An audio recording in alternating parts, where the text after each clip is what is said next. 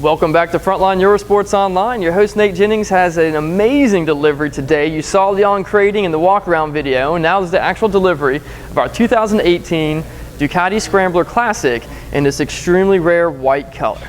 It's going to Wayne.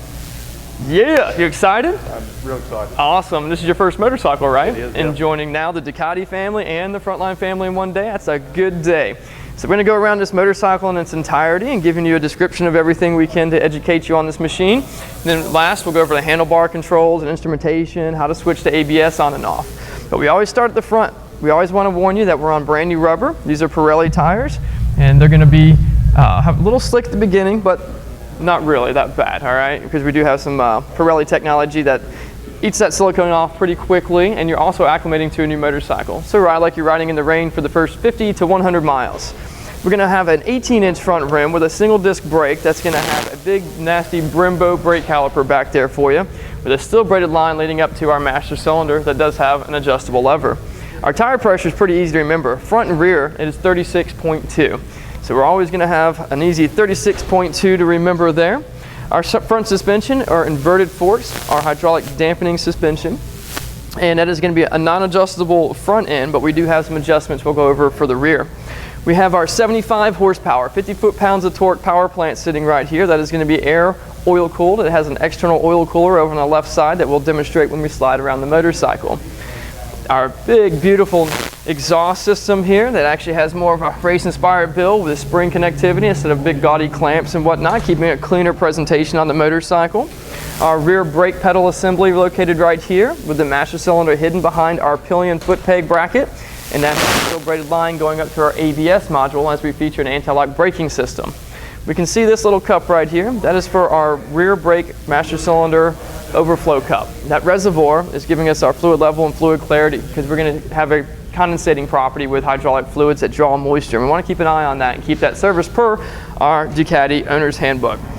Our Brembo is matching our front Brembo on the rear brake caliper here, and this little lead that you see and going to this little pickup and speed sensor, that's our modulation for our ABS. That's how it's reading our front and rear wheel speeds to make sure that we don't need to actuate ABS, or we do. We have the Classic, so we get that awesome brown leather saddle with that cross thatching in it on the top that gives it an extra little pop.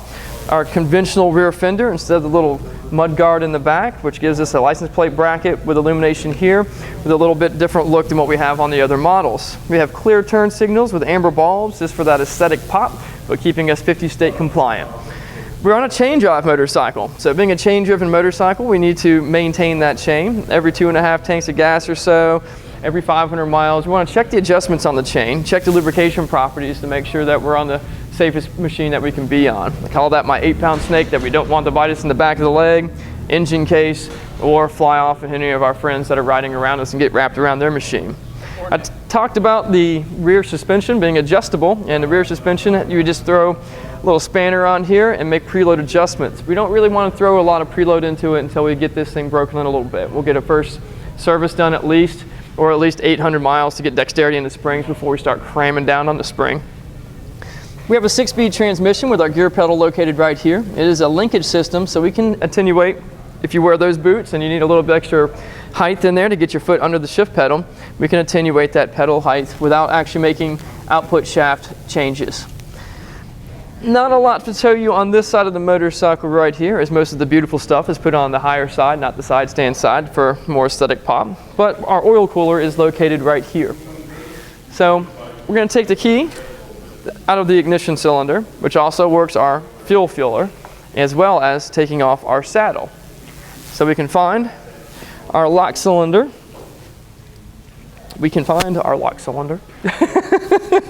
Going around the wrong side of the bike. Right here. And that allows us to remove our saddle. Underneath that, we have an awesome little toolkit that the Scrambler line gets.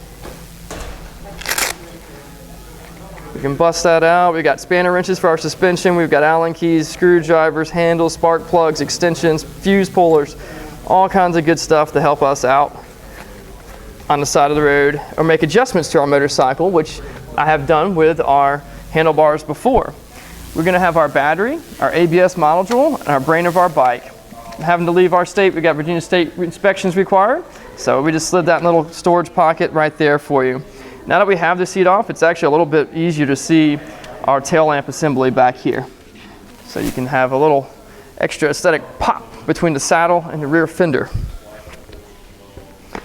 Slip that puppy back on here. Make sure it's on securely. Take our key, put it back into the ignition cylinder. And now we'll go over our handlebars and controls. We have a conventional twist throttle with some half waffle grips to get us some extra traction. Our front brake lever, we were talking about the adjustability. We can pull the lever out and rotate it from 4 different positions to find the perfect reach for our hands. We don't have a speed adjuster that's a roller adjuster. We have an actual speed adjuster here that's going to make clutch adjustments. So we want to look at our perch and our lever and have a little bit of play, about 1/8 of an inch, about a nickel's worth, before we get good pull on the clutch. And that's going to prevent you from prematurely wearing out anything in the transmission wise.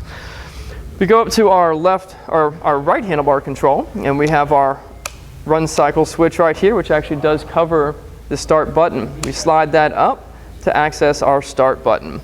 As we come across the handlebars, we have a high beam. That is a trigger switch. We push that down to keep a constant high beam, push it down for low beam, or we can intermittently flash it and say, hey, badass scrambler coming through, get out of my way. We have our horn button, which is located really close to the left grip, one of my favorite pieces on these smaller, really compact control modules. So our horn, our turn signal left and right, pushing in for cancellation, and these 2 control buttons that I'll go through and show you how to enter the information in our screen. You want to turn your key for the first time, Mr. Pennington? You turn that on. Now in the front we have a little LED daytime running light, and when we start the bike, your high beam or low beam, whatever you had selected, will come on. But that's just a little extra aesthetic pop in the front of the motorcycle that Ducati offered us. We have our timepiece up top. We have our odometer. Then we have our speedometer and our digital tachometer. We have an ABS warning light right here, our neutral light, an oil check light. Those will go away once we start the bike.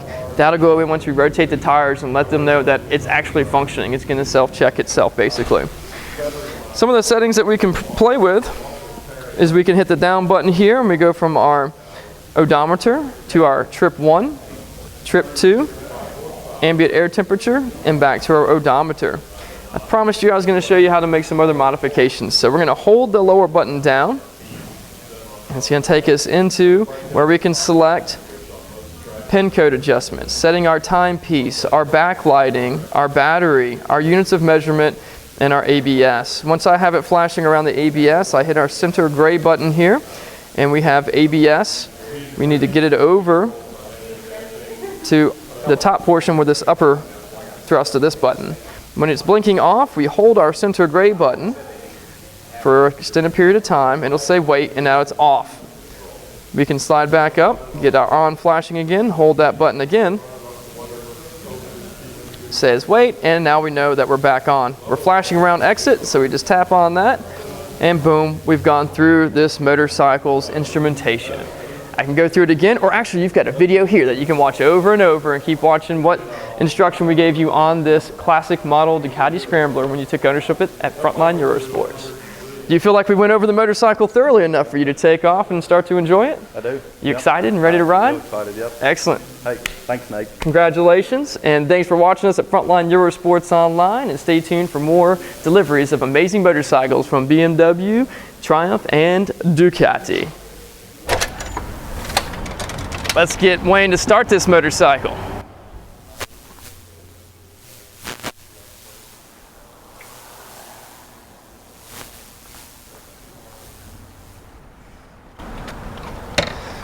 Super simple startup procedure. We're going to turn our ignition switch on, always pulling our clutch in for safety. We have our run cycle switch up right there, so we just hit our start button.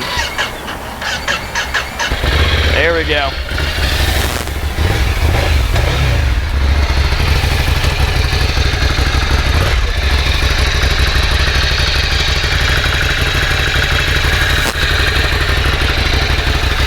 And the big smile, that's what we were waiting for, man. Awesome. there's your running Ducati Scrambler.